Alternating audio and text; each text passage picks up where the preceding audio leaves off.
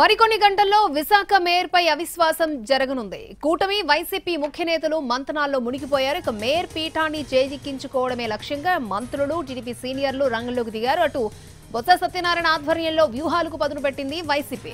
ఇదిలా ఉంటే మలేషియా కూటమి శిబిరంలో కలవరం స్టార్ట్ అయింది. క్యాంపు నుంచి ఒక కార్పొరేటర్ మిస్ అయినట్టు ప్రచారం జరుగుతోంది. పొలిటికల్ స్ట్రాటజీలో భాగమా లేక ఇతర కారణాలా అనే దానిపై క్లారిటీ ఇంకా రాలేదు. కూటమి కార్పొరేటర్లు రాత్రికి విశాఖకు చేరుకోనున్నారు. రేపటి ప్రత్యేక కౌన్సిల్ మీటింగ్ కి భారీ భద్రతా ఏర్పాట్లు చేస్తున్నారు పోలీసులు. నమస్తే, అస్సలాముఅలైకుం. మీ లలిత జ్యువెలరీ ఈ నెల 19వ తేదీన సికింద్రాబాద్ కు వస్తోంది. లలితాలోనే కొనాలని చెప్పడం లేదు, కంపేర్ చేయమంటున్నాను. ఎక్కడ డబ్బులు ఆదా అయితే అక్కడే కొనండి. కింగ్స్ వే, ఆర్పీ రోడ్, సికింద్రాబాద్. బంగారు నగలపై తరుగులో 2%, 3% తగ్గింపు. వజ్రాభరణాలు క్యారెట్ కు 6,000 తగ్గింపు.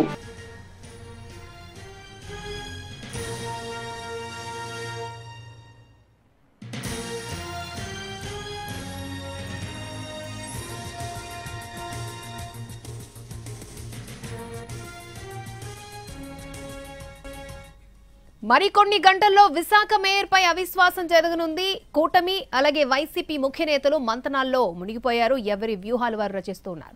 రైట్, ఇదే అంశానికి సంబంధించి మరిన్ని అప్డేట్స్ మా ప్రతినిధి రవిచంద్ర లైవ్ లో అందించడానికి సిద్ధంగా ఉన్నారు. రవిచంద్ర, అక్షర రేపు ఉదయం 11 గంటలకు గ్రేటర్ విశాఖ మున్సిపల్ కార్పొరేషన్ ప్రత్యేక సమావేశం జరుగుతుంది. మేయర్ హరివెంకట కుమారిపై కూటమి ఇచ్చిన అవిశ్వాస తీర్మానంపై చర్చ ఓటింగ్ జరుగుతుంది. ఓటింగ్లో మేయర్ హరివెంకట కుమారి అవిశ్వాసాన్ని విశ్వాసం పొందగలిగిపోతుందా లేకపోతే అవిశ్వాసం తీర్మానానికి ఎదుర్కొని ఆవిడ నిలబడగలుగుతారా లేదనేది తేలే అవకాశం ఉంది. ఇక క్యాంపు రాజకీయాల్లో గడిచిన కొద్ది రోజులుగా ఉన్న కార్పొరేటర్లంతా కూడా విశాఖకు వస్తున్నారు. ఈరోజు రాత్రి 9 గంటల సమయంలో మలేషియా నుంచి కూటమి కార్పొరేటర్లంతా రాబోతున్నారు. వారిని ఒక హోటల్కు తరలించి అక్కడ రాత్రంతా ఉంచి రేపు ఉదయం ప్రత్యేకంగా ఏర్పాటు చేసిన బస్సుల్లో మున్సిపల్ కార్పొరేషన్ కార్యాలయానికి తీసుకురావాలనేది కూటమి వ్యూహం. మరోవైపు వైఎస్ఆర్ కాంగ్రెస్ పార్టీ తన వర్గం కార్పొరేటర్లందరినీ కూడా ఈ ఓటింగ్కు బహిష్కరించమని ఇప్పటికే చెప్పింది, విప్ జారీ చేసింది.